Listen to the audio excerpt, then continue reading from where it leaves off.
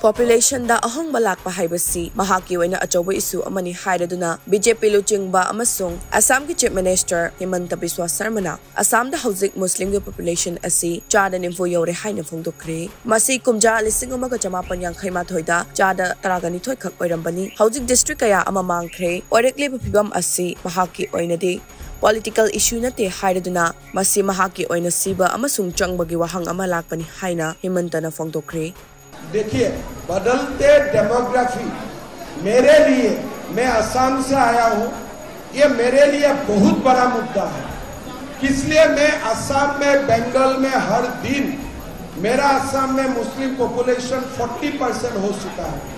1951 में 12%, आज असम में मुस्लिम पॉपुलेशन 40%, हम जिला की जिला खो चुका है।